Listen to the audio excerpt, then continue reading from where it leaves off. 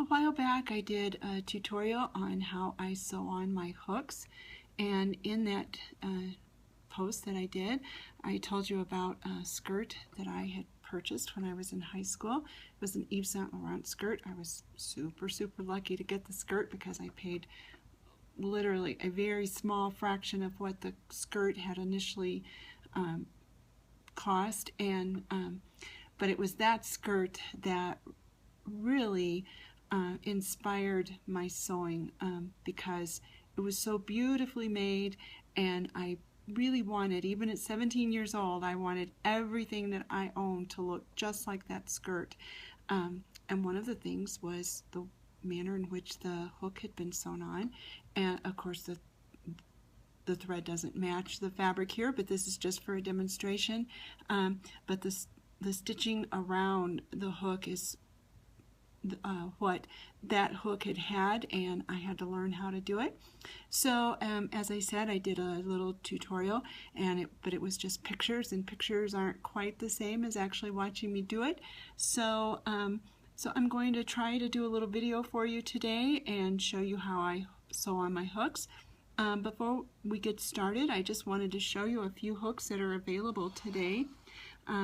It's not our you know, when my grandmother was sewing, all that was really available to her was, you know, the traditional little hook, and you know, it did come in a little package with the hook and then the two different types of eyes. I do use this hook on certain things, and but I rarely ever use the eyes that come with it. Just a personal preference. I prefer a thread bar to using these, but every once in a while, it depends on the situation, I will use them, but very rarely. The hook that I use the most, of course, is probably inspired by that Yves Saint Laurent skirt, but it's the little bar hook, and of course it comes with the bar to hook the whole thing together. Now today we have all of these glorious hooks that are available to us that are much more decorative and fun to use, and you know, gone are the days that the hook has to be on hidden on the inside of the garment, and they come in various colors, kind of a pewter, brass, silver, and as well as in different sizes. So they're just really nice, fun to use, and rather than doing the stitching around, or you could do the stitching around and then put a little bead on the inside, just a lot, you know, it's something where you can really use your imagination and just have a good time with it. So, all right, let's get started on how I sew my hooks on. The first thing that I want to say is what I think the most important step is to wax your thread and give it a press, a good beeswax, and run your thread through the beeswax and give it a press, and you're ready to go. Now typically I don't sew, or I don't put a knot in my when I'm putting on a hook, I don't put a knot in it, but just for today, for the ease, I did put it through. I usually kind of run my thread through somewhere and hide it, leave a little bit of a tail, and then once the hook is sewn on, I clip that tail away. So anyway, let's get started. I have my thread through the fabric, so I'm going to put it through the loop of the hook. There we go. And the very first stitch is what I have found to be the most important. I'll move it just so it'll quit slipping through the little opening there. Once I do the stitch, then I'll kind of move it back. So we want to go through our fabric and into the hook, the loop. And of course, we're going to have a loop on the other side. So we have just this little loop. Now, what I do with my first one is I put my needle through that loop, and then I actually twist it around so you get this little bit of a figure 8 thing happening. So let me do that again. All right, I've got my loop there. I put it into the hole, and then I twist it around and bring it up. What you could do, if that's just a little bit confusing, what you could do is you can turn this so that it actually makes that kind of a figure 8. Of course, when you want it to do something, it doesn't want to do it, but twist, okay, there we go, twist it around, twist the loop around, and then put your needle into that, and then pull it so that you can kind of see that figure 8 there. I'll get a little bit closer. You can see that figure 8, I hope. And then I pull it and then pull it out so that that little knot ends up on the outside edge of my hook, the loop on my hook. All right, we'll do another one. The second stitch is not the same as the first stitch. We're not looking for that figure 8. So now we have just a nice loop. I put the needle in through that loop, pull it through, and then pull it out. Now I have hooks sewn in various stages because, of course, watching me sew this whole thing would be a little bit like watching paint dry. But I'll do just a couple more stitches, and you can see this is not a fast project. It doesn't take that long, but it's not something that you can sew it on in just a couple of minutes. So if you're looking to be able to wear something quickly, sew it on quickly, snip it off, and then come back and do the nice stitching. So again, I've got my loop. I'm going to put my needle into that loop, pull it up, and pull it out.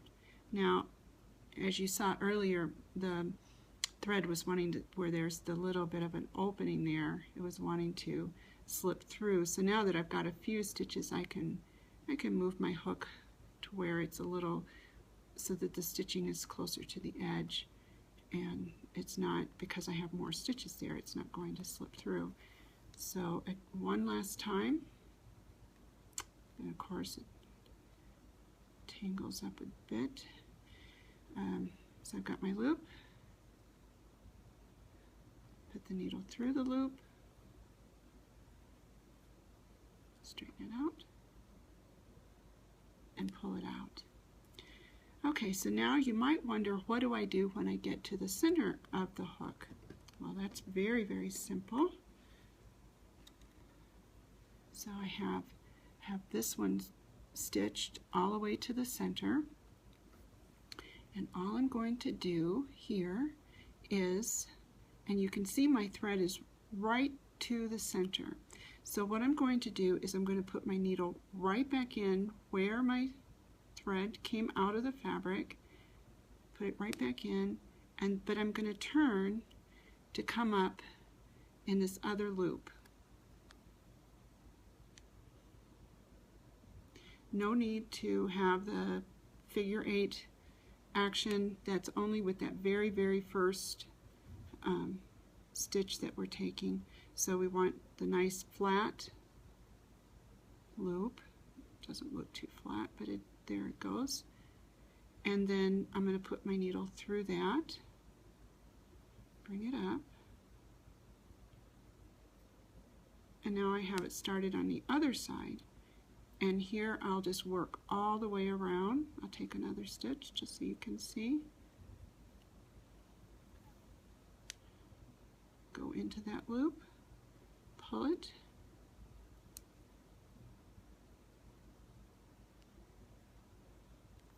in, into the loop, pull it flat, and you can see it's going to start. So it'll make for a very nice finish all the way around. Now, my final, I have one that I've stitched all the way around. completely finished. So like I said about these hooks that are decorative hooks, if you wanted to stitch all the way around, because of course it is a very pretty stitching, if you wanted to do that, you could do it maybe in a contrast color, something that would be very decorative, maybe even a contrast color, put a little pearl in the center of it. There's a bead. There's all kinds of things that you could do and have it on the outside of your garment. So as you can see, I've worked all the way to the end. So basically what we've done is we've worked all the way around here. This is just a series of knots that we have sewn around the hook. So what I do is I just put my needle back in to my fabric, and usually there's a seam, maybe the waistband seam, something, and so if there was a seam there, I would come out of that, pull my thread through, clip it, and I'm done. And trust me, this is going nowhere. The only downside of doing sewing on your hooks like this is that it takes a little bit of an effort to actually get it off. In honor of my grandmother, I just like her, I too save buttons and hooks and things off of clothes. This was a skirt that I made probably years and years ago, but you can see I cut the bar off of it, and you can see my stitching around the edges. In a post I did for Sew News, I talked about, I think we'd made the Decades of Style skirt, and I talked about using a waistband buckram, and you can see there's this little bit of a mesh underneath here. That was the buckram that was inside my waistband. Anyway, I clipped this off. To be honest about it, I would have to be pretty desperate to want to use this bar hook, just because it's going to take a little bit to clip all that stitching away. But even as old as this is, you can see that it really looks quite pretty when it's all finished, and of course it gives your clothes that little bit of a distinction that's so nice. So I hope you'll give it a try. If you have any questions, please ask me, or if something wasn't clear, I'll be happy to do another little video to hopefully explain it a little bit better.